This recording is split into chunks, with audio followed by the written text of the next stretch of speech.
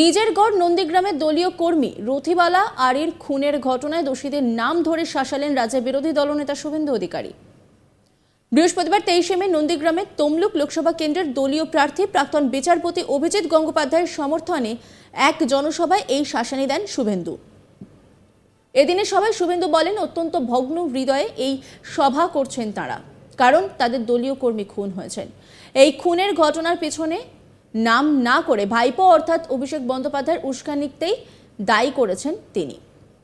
একই সঙ্গে এদিনের সভা থেকে 25 জন অভিযুক্তের নাম ঘোষণা করেন শুভেন্দু অধিকারী। এই 25 জনের নামে থানায় এফআইআর হবে পরিবারের তরফে। তিনি জানিয়েছেন এই মন্তব্য। তিনি কি বলছেন শোনাব আপনাদের।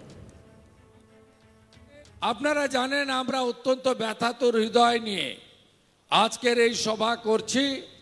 তার কারণ আমাদের একজন মাতৃসমা সাউথখালীতে তফসিলি পরিবারের একজন সদস্য আমাদের রথিবালা আড়ি, তাকে নৃশংসভাবে তৃণমূলের গুন্ডারা খুন করেছে। আমরা এই খুনে বিচলিত। আমরা সারা রাত্রি কেউ ঘুমোয়নি। 3:30টার সময় মেঘনাথ বাবু থানায় পৌঁছেছেন।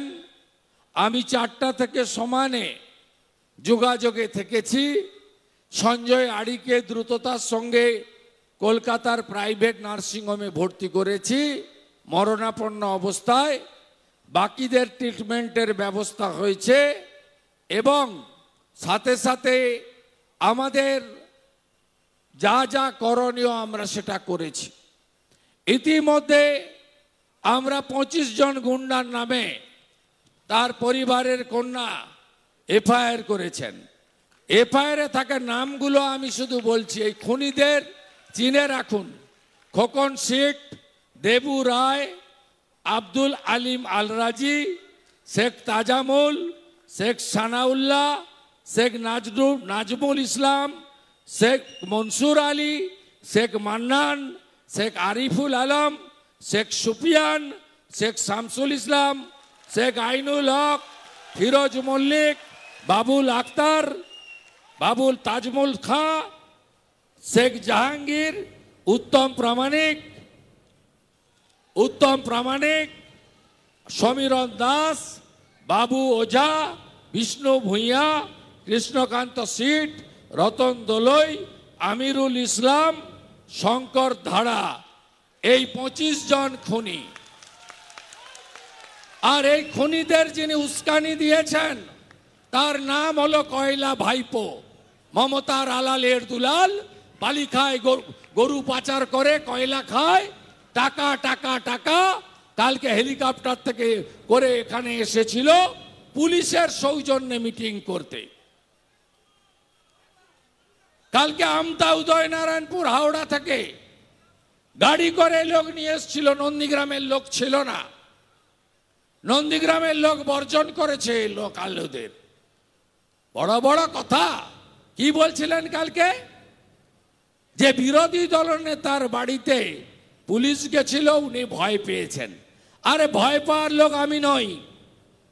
নন্দীগ্রামে লোক জানে আমি ভয় পাই না। আমি ভয় পাইলে আপনার যে মালিক, আপনার পিসি না ঠকি পিসি, তাকে আমি এখানে হারাতাম না আপনাদেরকে নিয়ে। আপনি একটা কাওয়ার্ড ভীতু, সুপ্রিম কোর্টে গেছেন, প্রোটেকশন নিয়ে ভোটে লড়ছেন, লজ্জা লাগে না? আপনি ভোট ঘোষণার পরে সুপ্রিম কোর্টে গেছেন, সে অধিকার আপনার আছে যাওয়ার দেশের আইনে। সেখানে গিয়ে বলেছেন আমি ভোট লড়বো, ভোটের প্রচার করব, আমাকে যেন সিবিআইডি না ধরে। 10ই জুন পর্যন্ত প্রোটেকশন নিয়ে আপনি ঘুরে বেড়াচ্ছেন হেলিকপ্টার চড়ে, আর নন্দীগ্রামের ভূমিপুত্র আমাকে আপনি বলছেন ভয় পেয়েছে। আপনার মন্ত্রীর বাড়িতে যেদিন সিবিআইডি এসেছিল, সেদিন পার্থ চ্যাটার্জির কোচি বান্ধবী অর্পিতার বাড়ি থেকে 51 কোটি টাকা পেয়েছিল। আর আমার বাড়িতে আপনার পুলিশ নিখিল আগরওয়ালরা গেছিল, লেবু নুন আদা নিয়ে এসছে। খালি হাতে এসেছে।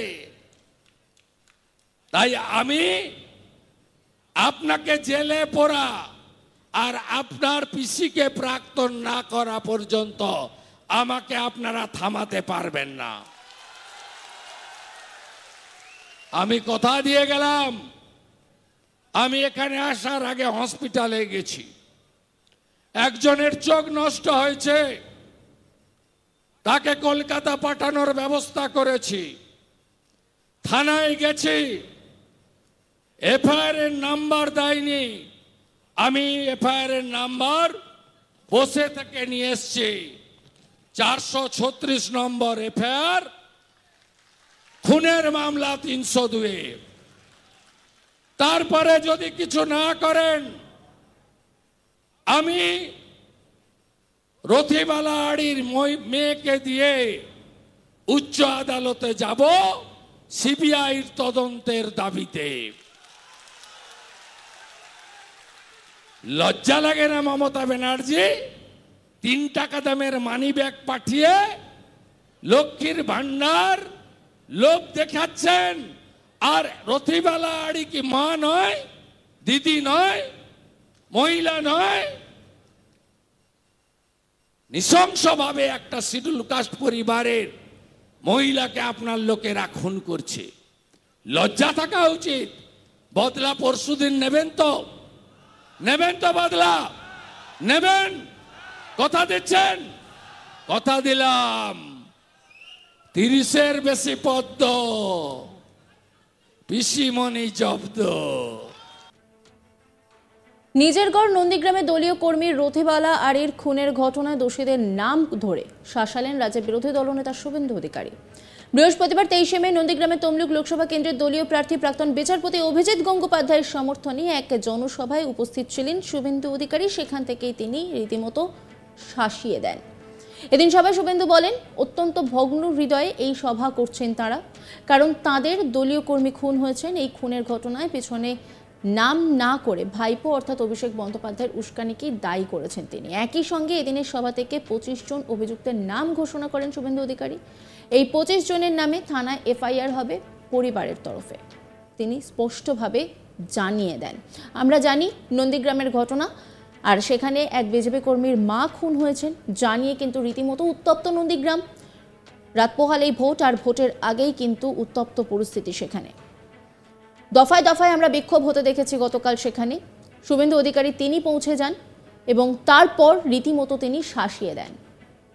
নজর রাখুন আজ তাক বাংলার ইউটিউব স্ট্রিমিংয়ে।